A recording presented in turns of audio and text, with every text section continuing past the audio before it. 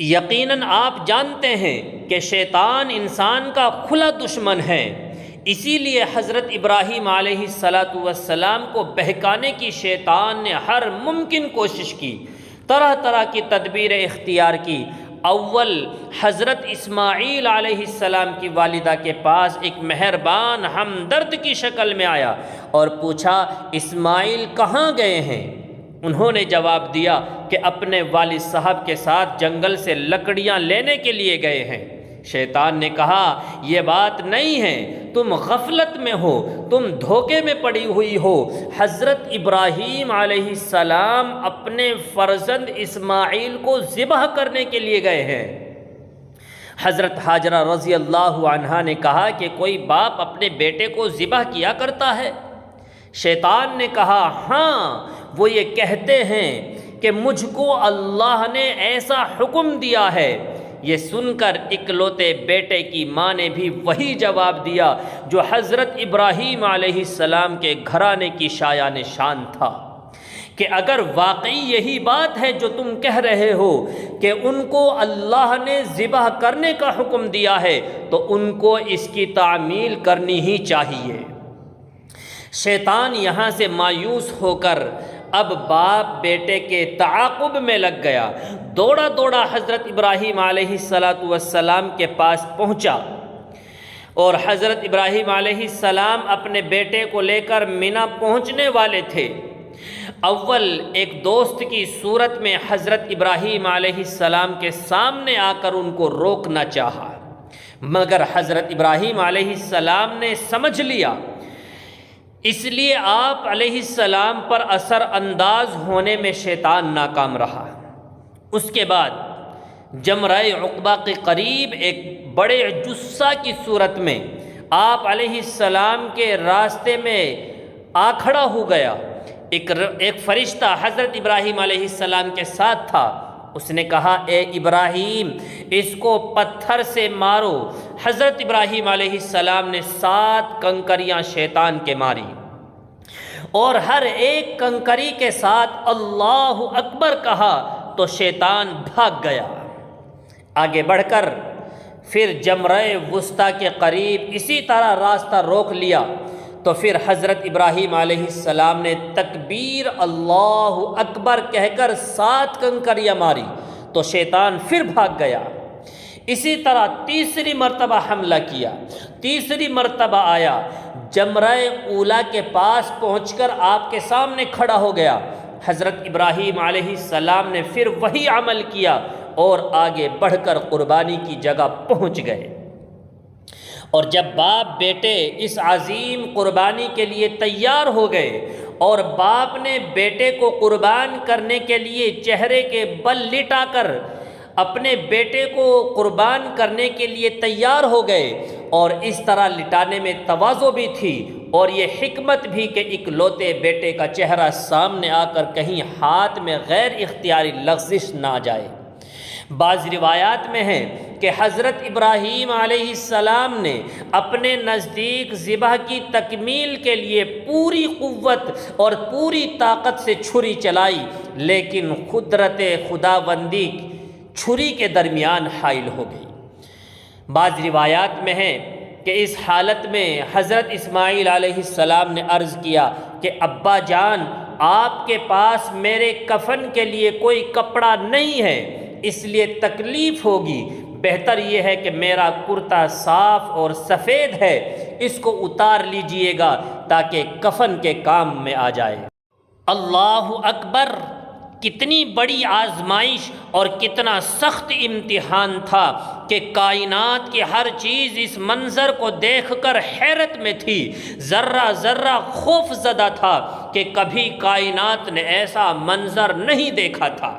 نہ آسمان نے دیکھا نہ زمین نے دیکھا کہ زمین بھی سہمی پڑی تھی، آسمان ساکن تھا بیچارہ، نہ اس سے پیشتر دیکھا یہ حیرت کا نظارہ۔ جب یہ سب کچھ ہو گیا لیکن تیز چھری کند پڑ گئی اور اپنا اثر کھو چکی، تو غیب سے آواز آئی قد صدقت الرؤیا انا کذالک نجزی المحسنین، کہ اے ابراہیم تو نے اپنا خواب سچ کر دکھایا۔ بے شک یہ ایک سخت امتحان تھا۔ یہ ہے ہماری قربانی کا تاریخی پس منظر۔ اسی قربانی کو سنت ابراہیمی سے یاد کیا جاتا ہے۔ آپ نے اندازہ لگایا ہوگا کہ اس قربانی میں کہیں بھی دکھلاوا نہیں، بلکہ سخت امتحان اور آزمائش میں خدا کے حکم کی تعمیل ہے، اور مقصود صرف جانور کا خون بہا دینا اور ذبح کر دینا نہیں ہے، بلکہ مقصود اللہ سے محبت اور اللہ کے حکم کی تعمیل ہے۔ چنانچہ اللہ تبارک و تعالیٰ کا ارشاد ہے لن ینال اللہ لحومها ولا دماؤها ولکن ینالہ التقوی منکم، کہ اللہ کے یہاں تمہارے جانوروں کا گوشت اور خون نہیں پہنچتا، بلکہ تمہارا تقوی پہنچتا ہے، تمہاری نیک نیتی اور تمہارے جذبے کا امتحان ہوتا ہے۔ اگر تمہاری قربانی میں اخلاص نہیں، اگر قربانی کرنے کے باوجود تمہارے دل میں جذبہ ایثار پیدا نہیں ہوا، اگر قربانی کرنے کے باوجود تمہارے دل سے دنیا کی محبت کم نہ ہوئی، اگر قربانی کرنے کے باوجود تمہارے دل میں خدا کی راہ میں سب کچھ خرچ کر دینے کا شوق پیدا نہیں ہوا، بلکہ تمہاری قربانی صرف گوشت کھانے اور دکھلاوے کے واسطے ہوئی، تو ایسی قربانی سے کوئی فائدہ نہیں۔ ایسی قربانی سے ثواب کے بجائے اللہ کا عتاب ہوگا۔